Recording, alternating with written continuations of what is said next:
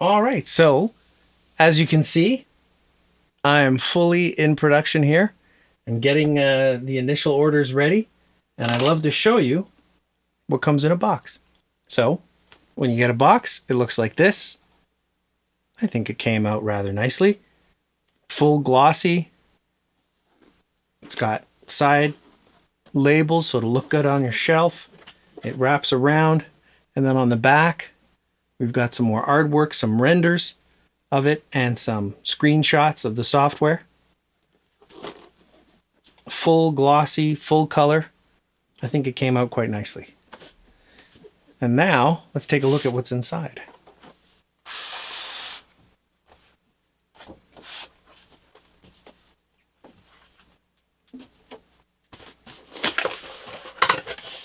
Okay, so to start off with, we've got our instructions. These will help you install the PET expansion hardware as well as the PET MIDI adapter. And as you can see here,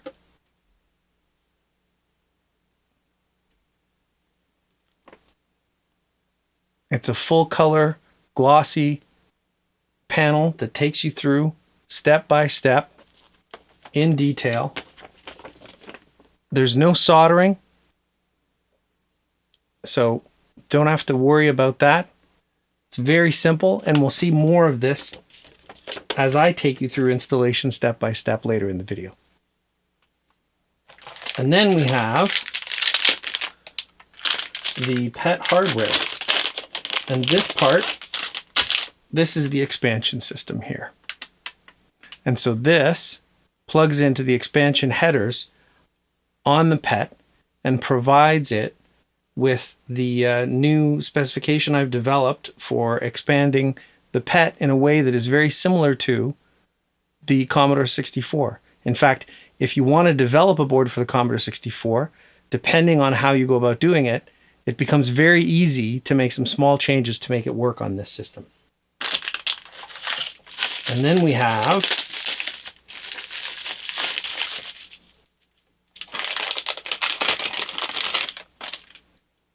the PET MIDI adapter. This is professionally manufactured, and I think it looks pretty great. And you get your MIDI ports right here. You're in, out, and through, I believe. Is that correct? No, sorry. In, through, and out. See? In, through, and out. MIDI DIN. And then you've got some dip switches here. Lets you change addresses. At the moment, I've just developed the software for one, but in the future, you'll be able to change where your various hardware lives in memory. There's your MIDI adapter. Now, this is a little foot that you can attach to the bottom. We'll see that later in the video when we install it. We've got some 3M adhesive. It's very good. That allows you to attach the stereo board somewhere inside your PET. And that stereo board is right here. Now, I am getting made new boards with the new revision of this. This is definitely not the original design. You can see I've put through-hole parts on top of surface-mounted parts because I've had to make serious changes from the original design. But those are on order. Those are coming very soon.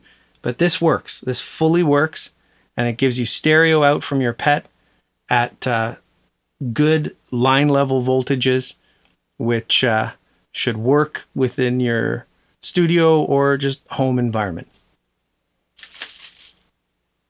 And we'll see that installed later. You also get these clip-on attachments. And if you look in the instructions, you'll see this later, but I make it very easy to understand exactly where this goes. So you'll see here, as soon as we get some focus, I outline exactly where on the motherboard the chip is, as well as which pins on the chip need to be clipped onto. And then we'll see this later in the video. I'll show you later in the video this process. But these clip-ons is what allows you to get stereo out of the PET without having to solder anything new to the PET. So again, no soldering iron needed. Now, if you want to, you can. You can cut these off and solder directly if that's what you want to do. But here are the clip-ons. So they come, and then they have this connector here. It's kind of like what the PCs used to use for CD-ROMs. And then you have the power adapter, and this goes, we'll see this again later in the video, clips on to the dataset port inside your PET, and the other end goes to the PET expansion system.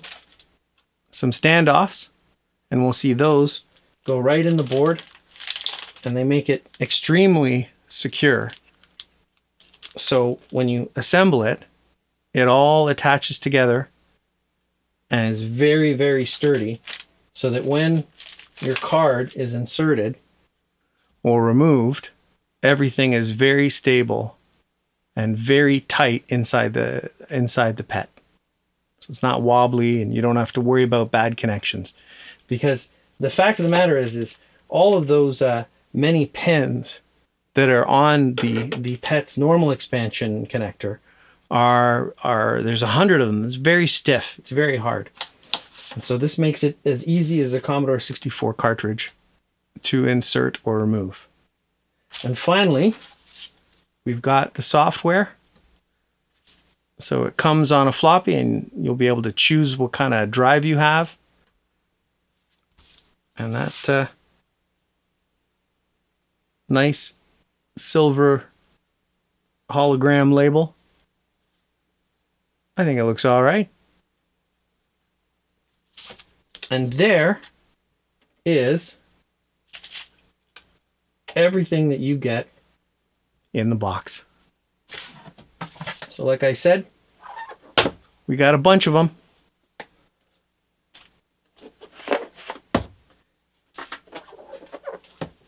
And we're ready to ship them out. So let's take a look at installing it. All right, so let's get started. We've got our PET opened up now, and I've got my grounding strap on. Just gonna plug it in over here. All right, now we're safe. Now, the tools you're gonna need are pretty simple. I've got an old pen that I've taken apart, because that's gonna help us with these standoff things. Screwdriver, and a static proof bag to put the motherboard in. So, first thing I'm going to do is take off this side panel here. So, just going to loosen both screws so everything is nice and loose. And then we're going to remove them.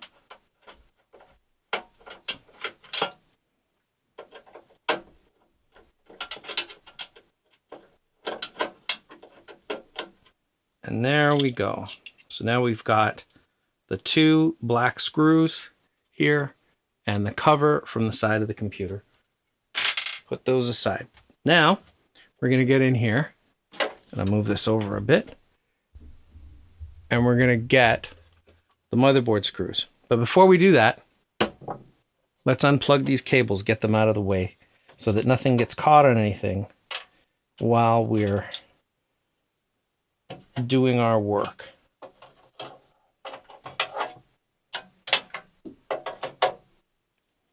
So I'm going to loosen each screw. The first one's back here, and then I'm going to loosen this one, and then finally I'm going to loosen this one. So now there's a little bit of wiggle room in play. The board isn't under any pressure, isn't getting twisted or anything. And now just taking it out.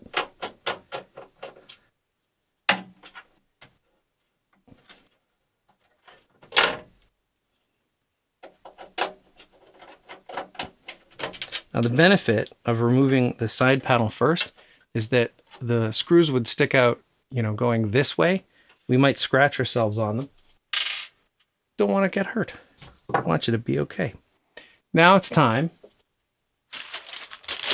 We grab the static proof bag, and we grab the removal tool, which is just an old, this is actually an old mechanical pencil, but I've taken it apart. And the reason is that you slide it over these standoffs, and you can kind of push them, and it'll pop right off. I'll start over here in this corner. There we go. I'll try to get this one here. That one's going. This one, it's actually already broken, so it comes off quite easily for me, but it's the same procedure. And now we can lift the board out. And then we grab our static proof bag and we put it inside to keep it safe until we're ready for the installation. And now we can move our pet out of the way and start going about the installation of the hardware.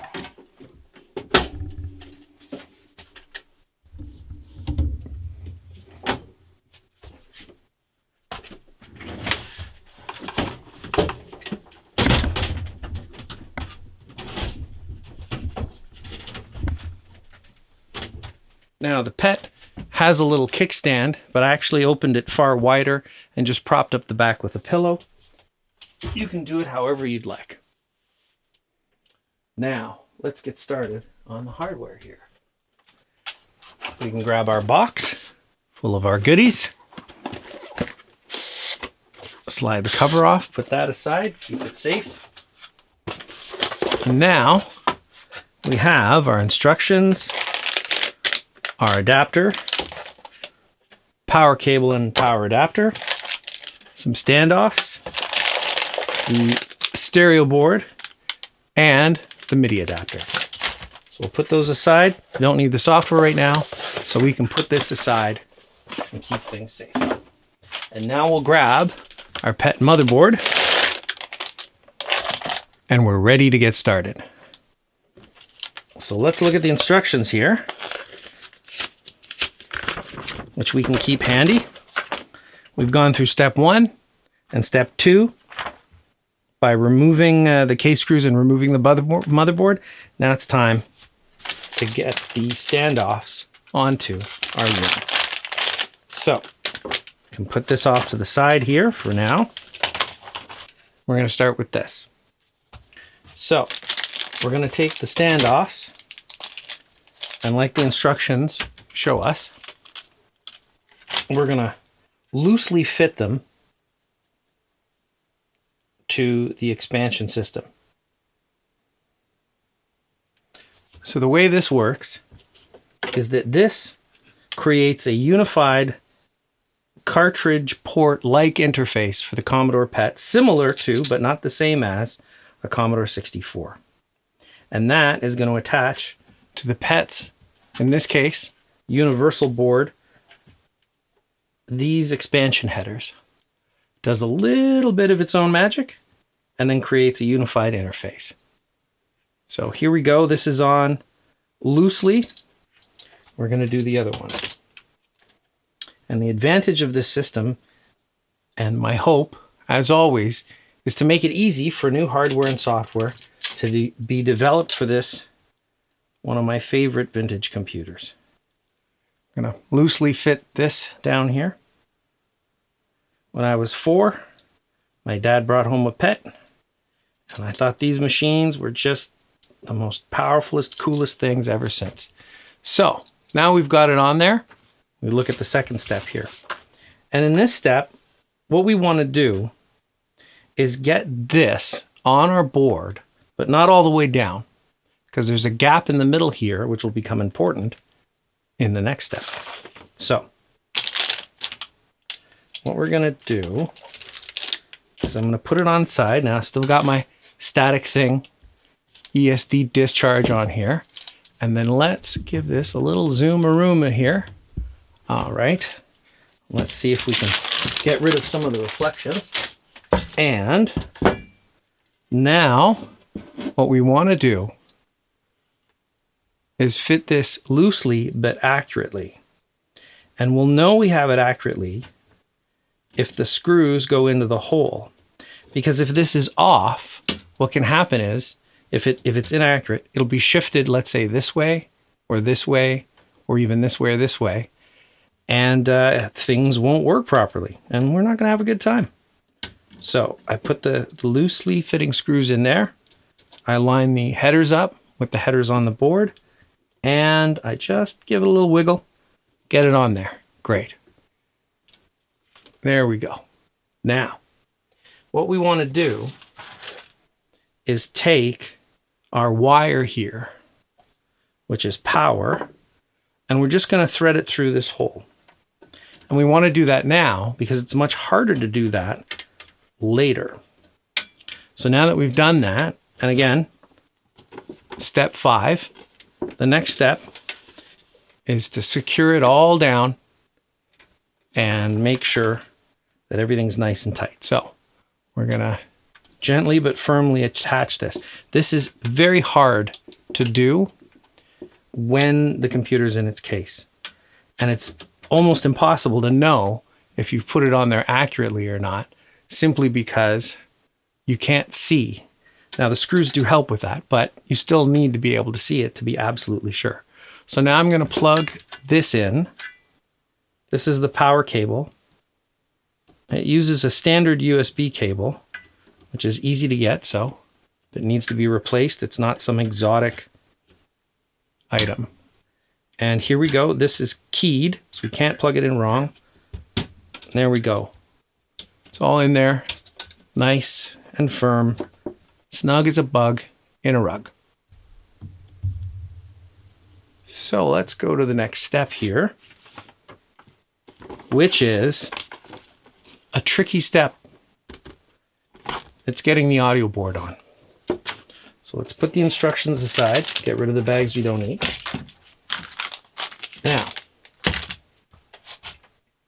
I jumped the gun a bit when I opened the box earlier. I had already taken this out. This wire is what clips on to the chip. Now, I have made my life a little bit easier because, like you can see in these instructions, I've gone and taken the chip here and ahead of time marked off with some whiteout and marker the correct pins.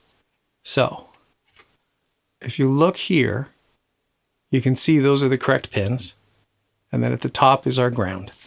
We'll just put this off to the side here, put this off and away, and let's see what we can see here. Now I'm going to show clipping this on. This is difficult. It's not ideal. I don't love it, but it's the one way we can do this without making any modifications to the board. Now, if you're handy with a soldering iron, of course you could solder this on yourself and forget about these clips, but these are these simple little clips that clip on here. You push them out, they pop out. And so what you want to do is very carefully start. This is the top pin here, and we're going to clip on right there.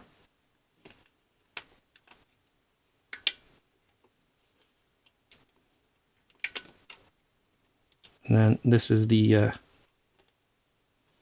fourth in over here. And finally, the one second from the end. And there we go.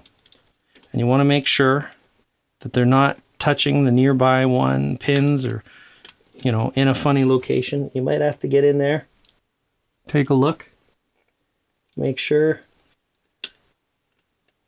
And I think we're good. I think we got it. There we go. Fantastic. Okay, great. We've got the stereo adapter installed, got the power cable installed on the side here. So all that's left is to plug this cable in here and maybe tuck this in a little bit like this, just so it's out of the way. This is now installed, ready for the stereo board. And now we're ready to put it back in the computer and screw it in, which is steps 9 and 10.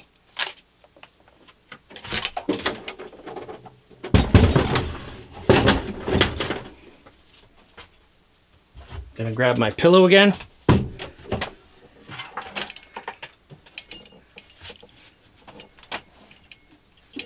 And there we go. All right.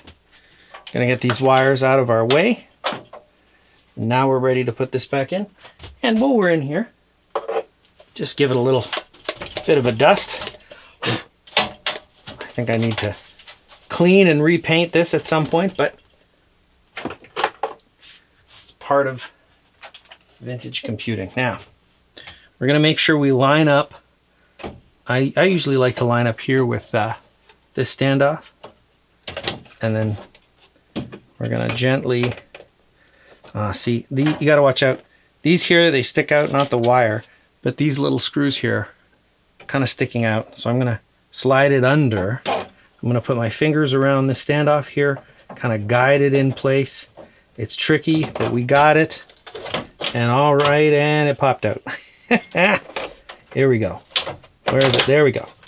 Great. Now this is in, everything is in. And if we check our instructions, we can see that you want to make sure that these are lined up in the holes, which means looking kind of down in this way on the side of the computer.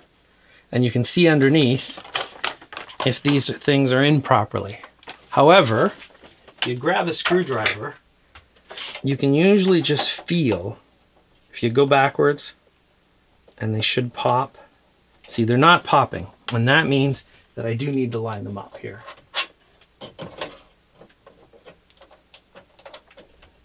Yeah, okay. Just a little bit of a click when they go too high up. Okay, that's fine. So now we're gonna screw this in gently, loosely at first. We're gonna do this one as well. Not too far. You know, we're not making them tight right now. We just want things to be kind of in there. Okay. And now we grab one of our screws. Now we're going to have 2 screws left over because these screws are longer than the ones that come with the PET. We're going to put this in here. Again, screw it in loose. We hear the little click. Now we can loosely secure these like we're tuning a drum. Go back and then tighten these.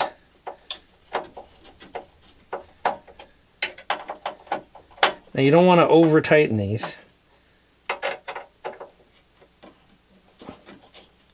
but you want things to be in there so they're not going to wiggle their way out over time. But if you try now, you can see that this whole assembly here, holy moly, is it very secure. So we've got the power in, we've got the power over here.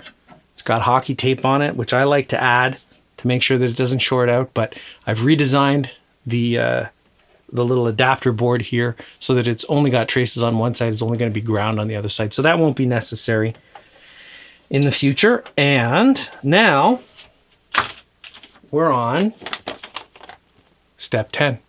And step 10 is where we plug everything back in. So I'm going to grab the video wire, the power connector, and the keyboard connector, being careful not to accidentally rip these out, because if you bang them real hard, they can pop out. So we don't want to do that. I'm actually going to route this like this, because this is kind of going to go this way. So that should have some wiggle room and we're good. Now, the next step, if we want to, and we should, put the little foot on the bottom of our MIDI adapter. I've already done that. I've got a little rubber one, but, and here's another one. These are pretty common actually. And that would go on with some double-sided tape with some automotive adhesive that 3M makes. I really enjoy it. And now that that's attached, step 12, we're plugging it in, just like it was a Commodore 64. So there we go. That little foot there, make sure that it doesn't touch anything underneath or bend too far. And that's pretty easy. And now we're going to plug our MIDI cables in. And what I like to use are these MIDI extension cables. And in this case, I'm only going to plug one in for now. That's the MIDI in, but there's also MIDI out and through if they're needed. And again, in the future, the nice thing about the MIDI out is you can actually write some MIDI out stuff in BASIC. And that's pretty cool. So I'm going to route the wire over here, and there's a little notch, and that notch there, we can use that to let that stay out. And then that's where we plug in our MIDI keyboard. And where we can do MIDI in. Now, step 14, we're going to take, well, actually, you can see here, it doesn't matter where you mount this. Here, let me show you real quick. We're going to mount the stereo adapter. And it doesn't matter where you put it. In this case, what I'm showing gets it out of the way. There's a little double-sided adhesive. I'm not going to permanently attach it here because I don't want to, but because I actually put it in a little, eventually it would be nice to design a little case, but I just have a little plastic container and I throw it in there. But in this case, in the instructions, I show as an example that you can mount it here. So if you mount it there, then what happens is you plug this in on one side, and then you go ahead and grab your cable, right? So let's say you have a wire that's going out to the computer, to your amplifier. That's not really long enough. Let's get something longer here. Okay, so here I have my audio cable, you know, standard little TRS, quarter-inch, whatever. I'm gonna route the other end out of the case, like I did the other one. And then I'm gonna loop this around and put it on here. And then when this comes, it has some adhesive on the back. You peel it off and you stick it there. Again, I'm not doing that here because that's not what I want to do with this machine at this time. And now that completes step 14. And in these instructions, I do have a step here where this is where we're screwing the screws in. I did it ahead of time. You can do it either as step 15 or you can do it back here. I think originally I was thinking you want the motherboard to be loose while you're doing some of these other things. But you could easily do it the way that I showed it in this video. It doesn't really matter. But at the end of step 15, you should have everything secured and you're ready to button up your computer and give it a shot. So that is a brief overview of the installation, and I hope you enjoyed that. And now, maybe, we might just check it out. All right. Now I'd love to show you the progress I've made with the software. I've added effects. This is definitely alpha software. Most of this time has been spent on getting the hardware buttoned down, and now that I've got it there, the software can get the love that it needs. And I've started by showing 5 effects, parameters that are controlled over MIDI, and I'm just going to monkey around with it and show you how it might fit into a recording or a performance workflow. So let's check it out. So right now, this is as it was last year, no effects. So just 2 voices, very simple.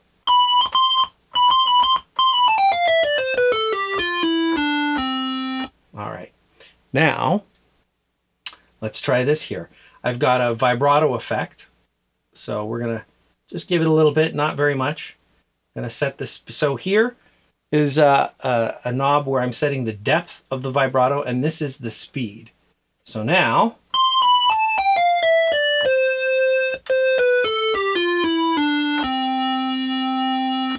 and then I'm gonna actually add a little more depth so I can show you what that sounds like. So.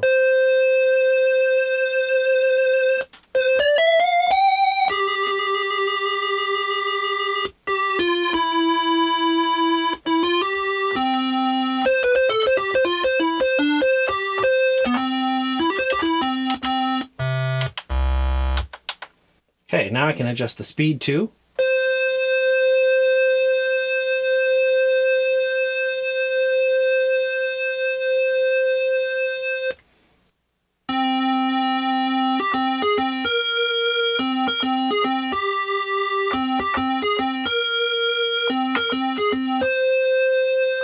Now we can try something a little faster, actually.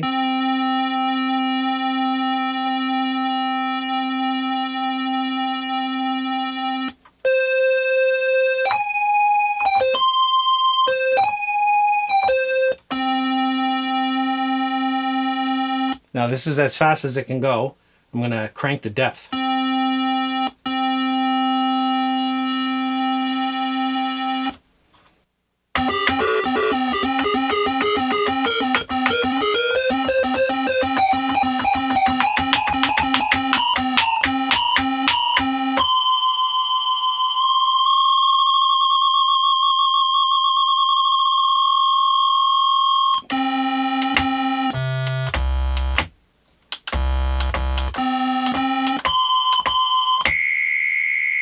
So that's fun. You can make some crazy stuff with that. Here, let's crank it all the way and then make it really slow. It should be really weird.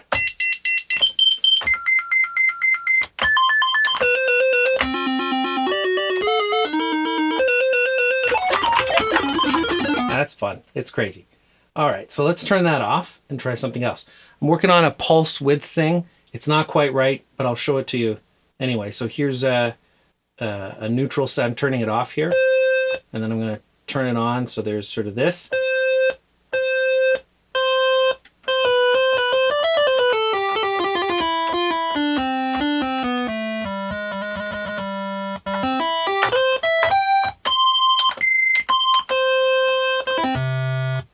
So it's all right, but I'm working on it. It's going to get better. Now, this is an interval parameter I can set here.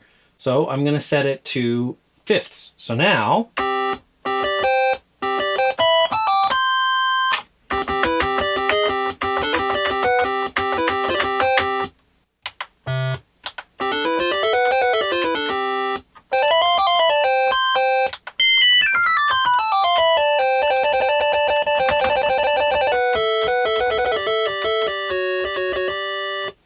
and you can also set it to any note you want within a certain range here. So I can go, let's say something like this.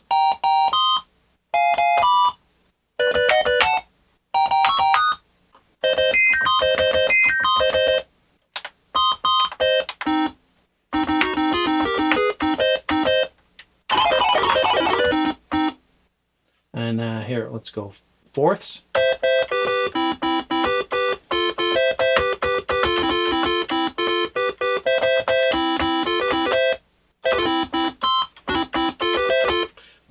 You can also go octave, which is pretty fun.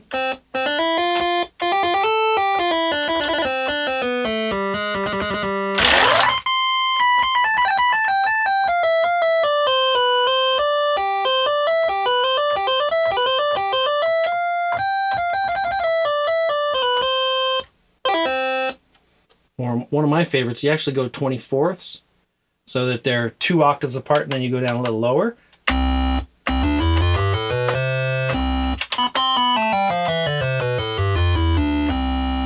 You know, you can do that. Yeah, it's fun. It's fun. You know.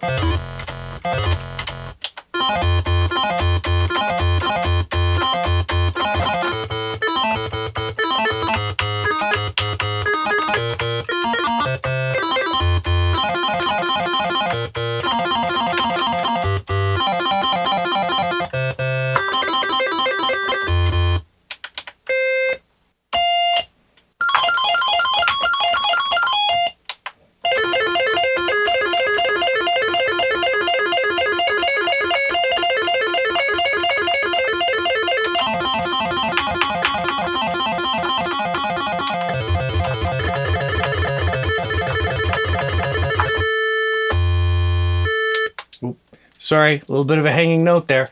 If you press the stop button, it's a real-time message, and that's like a notes off. I just made that for this keyboard. Again, software is definitely an in-progress thing here, so there's definitely more to come. Especially now that the hardware is buttoned down, I'm really getting into this part. This is the fun part. So.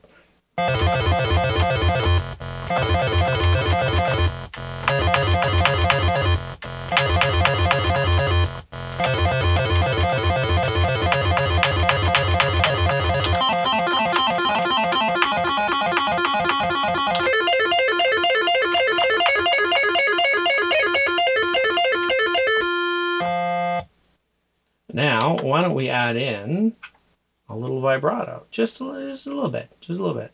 You know? Maybe somewhere like right here.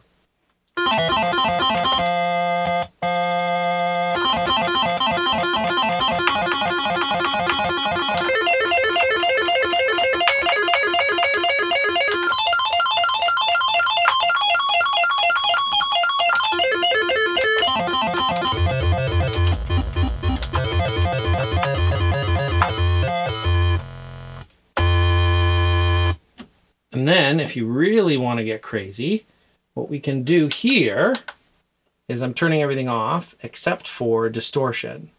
So the distortion is just rapidly turning the sound on and off again. So here we go. So I'm going to set it to the mildest setting. And then when I change it, it gets faster.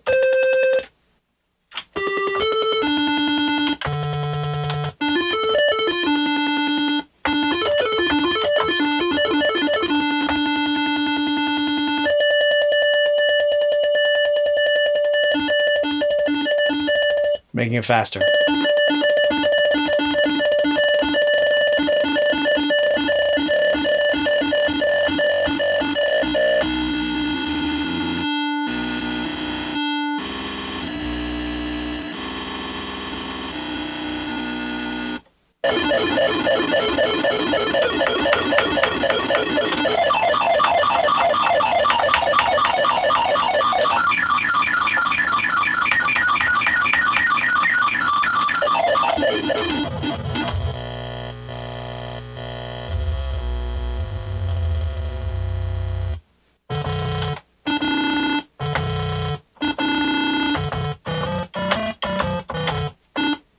So let's put the vibrato back in. Make it a little funky. You know? Make it real fast.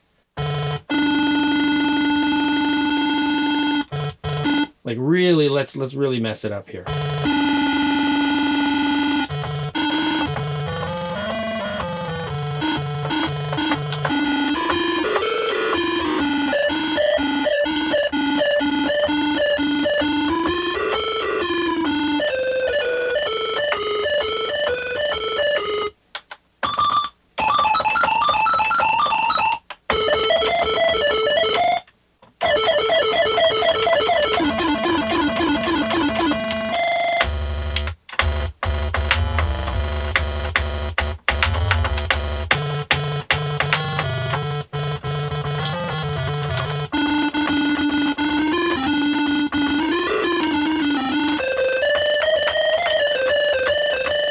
And then let's go back to that 24 octave. I think that's fun here.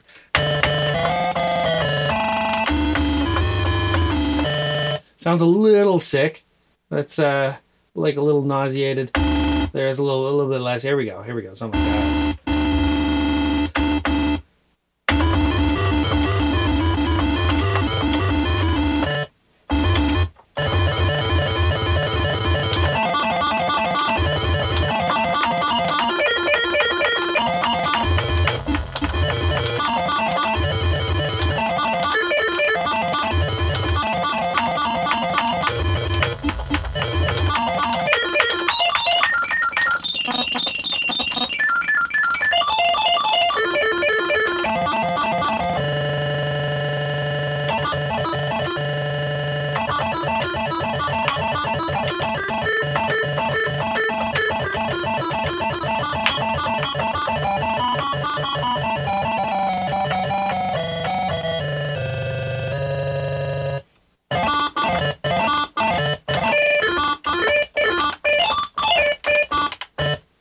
And then if I really want to mess it up, I'll just do just craziness here. Do that. I don't even know what this is going to sound like. It's going to be terrible.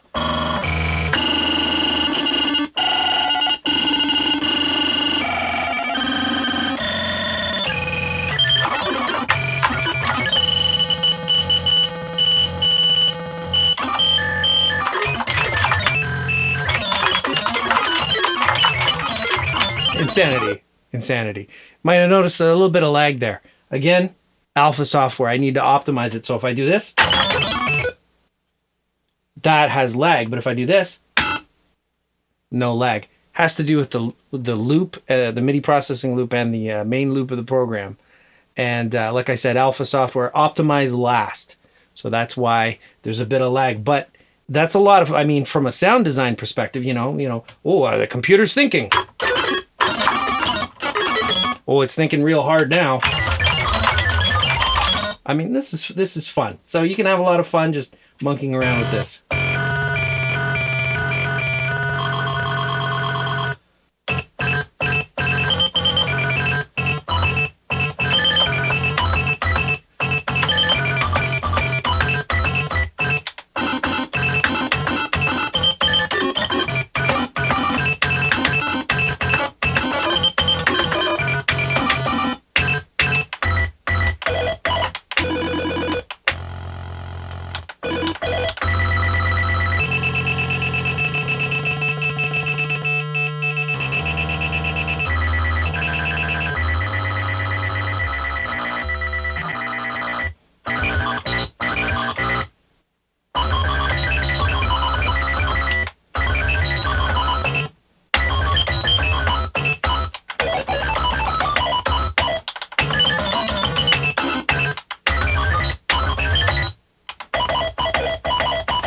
And then I can turn it all off, just like that.